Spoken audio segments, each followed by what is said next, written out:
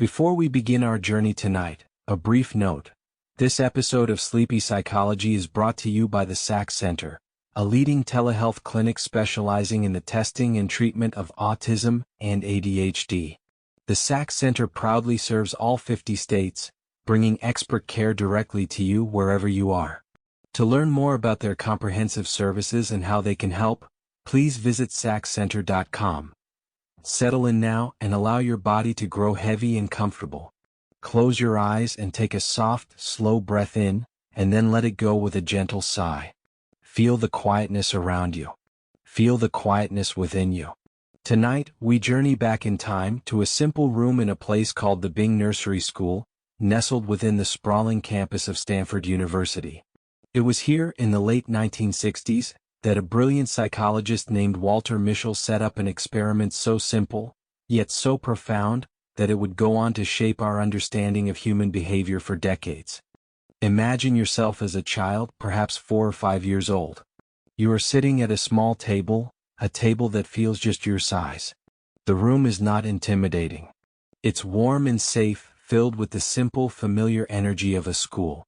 The sunlight filters through a window, gentle and gold. The air is still.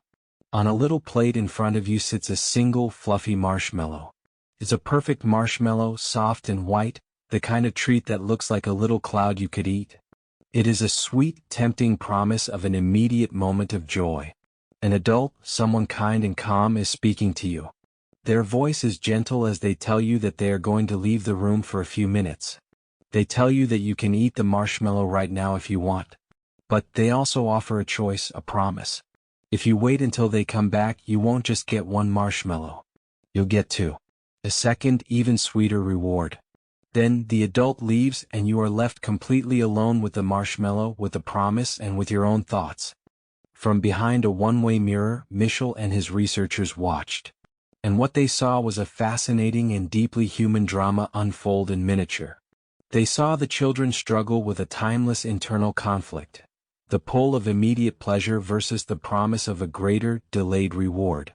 Some of the children couldn't wait. The temptation was too great.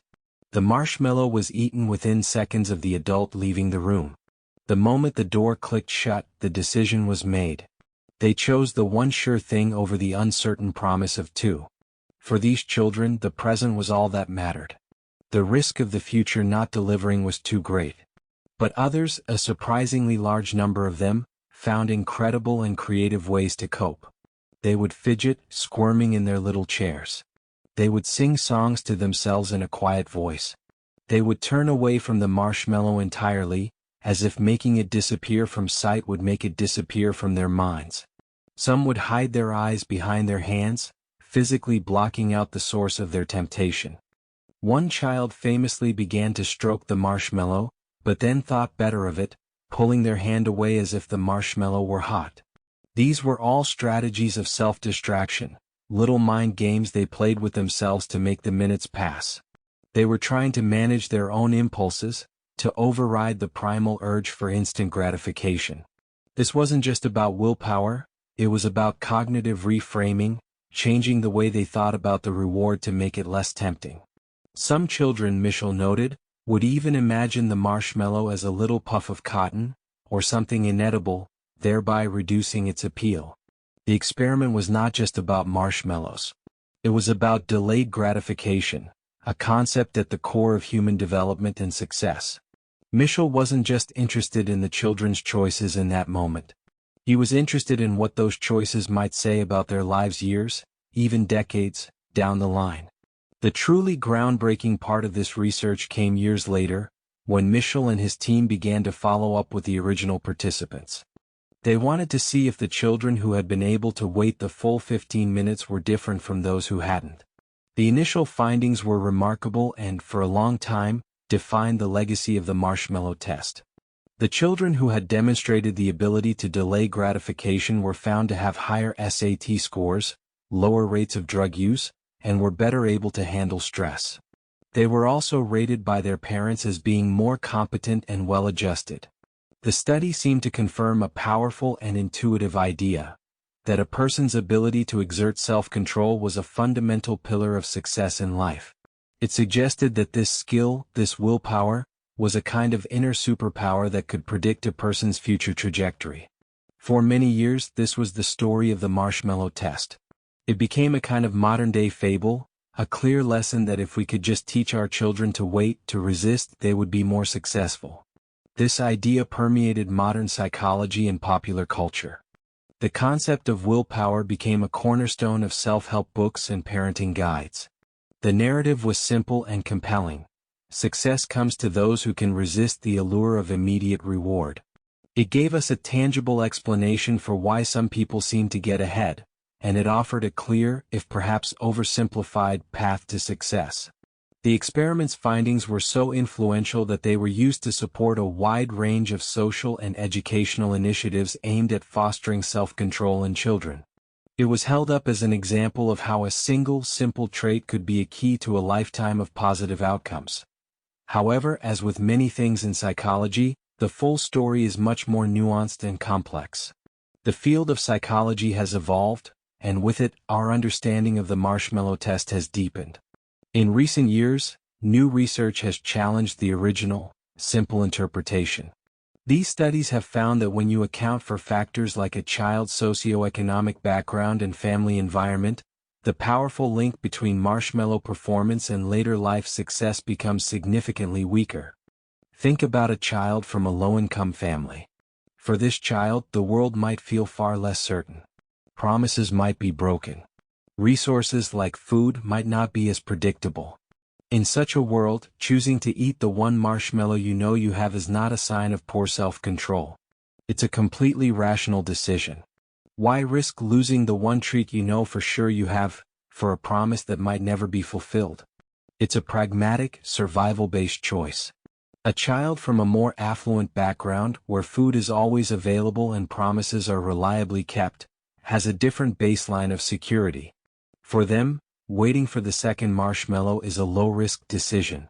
They have a foundation of trust that the promise will be kept. This reframing of the experiment is the most important lesson for us today. It shifted the conversation from a simplistic view of willpower as an innate character trait, to a more holistic understanding of how context, environment, and a sense of trust shape our ability to delay gratification. The marshmallow test is no longer just a measure of a child's character. It's a reflection of their world. It teaches us that self-control is not a magical superpower you either have or don't. It is a skill that is cultivated in an environment of safety, predictability, and trust. So, how does this impact you right now as you lie here listening in the dark? It offers us a powerful and compassionate new way of looking at ourselves and our own struggles. We often beat ourselves up for not having enough willpower. We tell ourselves we lack discipline when we eat a whole bag of chips, or when we spend money we shouldn't, or when we procrastinate on a project. But the marshmallow test teaches us to pause. It invites us to consider the bigger picture, to look at the context of our own lives. Perhaps, in our past, there were times when we couldn't trust that a future reward would be there. Maybe we learned, deep down, that it was safer to take what was available in the moment. This isn't a flaw in your character. It's a perfectly logical response to your history. The good news is that we are not defined by this past. The marshmallow test, in its modern interpretation, shows us that this skill can be learned. It teaches us that the key is not to just try harder, but to create an environment, both inner and outer, that supports delayed gratification. If you are trying to build a new habit, you can make the decision easier for your future self. For example, if you want to start exercising in the morning, lay out your workout clothes the night before. If you want to eat healthier, make sure your pantry is stocked with healthy snacks, so the convenient, unhealthy options aren't there to tempt you. This isn't about being strong, it's about being smart and compassionate with yourself. It's about building a foundation of reliability, just as the children in a stable environment had. The marshmallow test, in its final, most profound lesson, tells us that a secure sense of self, a belief in a reliable future, and the trust that our efforts will be rewarded are the true building blocks of willpower. It's not about beating down our inner desires, it's about building up our sense of security and trust. It's a gentle reminder that we can be patient and kind with ourselves, and that our ability to make wise choices is a reflection of the trust we have in our own world. Now, as the story of the marshmallow test settles into your mind, let's allow ourselves to fully settle into this moment. The room is quiet. The day is over. All the striving, all the planning, all the decisions are in the past. There is nothing to do now but rest. Let your body become completely heavy. Feel the weight of your head on the pillow, the weight of your shoulders, your arms, and your hands. They are growing heavier and heavier. Your torso is heavy, your hips, your legs. Your feet are sinking into a profound stillness. You are held. You are supported. There is nothing you need to do. Bring your attention to your breath.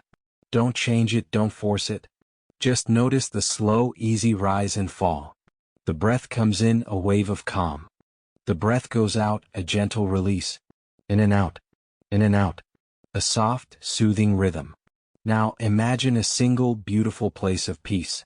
This is your personal sanctuary.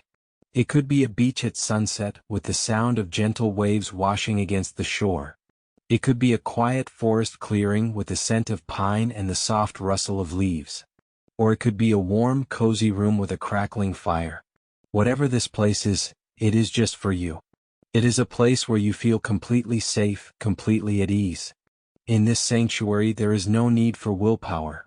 There are no choices to make. There is only being. Feel the peace of this place fill every part of your body. It washes over your feet, your legs, your hands, your arms. It fills your chest, your heart, and your mind. Every muscle softens. Every nerve relaxes. You are completely still. Just as the marshmallow test showed us that context matters, let's create a new, peaceful context for our minds. If a thought of the day tries to enter, just watch it float by like a little cloud. You don't need to hold on to it. You don't need to follow it. This time is for rest. This space is for quiet. Feel your breath becoming even slower, even softer.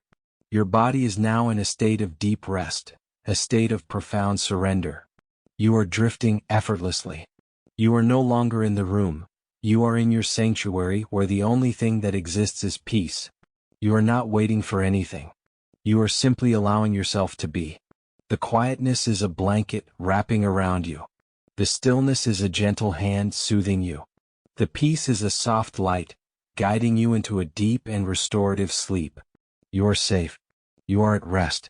You are now being carried by the currents of slumber, deeper and deeper, until all is stillness.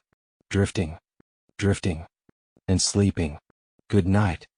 This episode of Sleepy Psychology was brought to you by the SAC Center, a leading telehealth clinic dedicated to the testing and treatment of autism and ADHD. The SAC Center is committed to providing expert, compassionate care across all 50 states, bringing specialized support directly to you, wherever you are. To explore their comprehensive services and learn how they can help, please visit saccenter.com. May your dreams be serene and your rest be deep. Good night.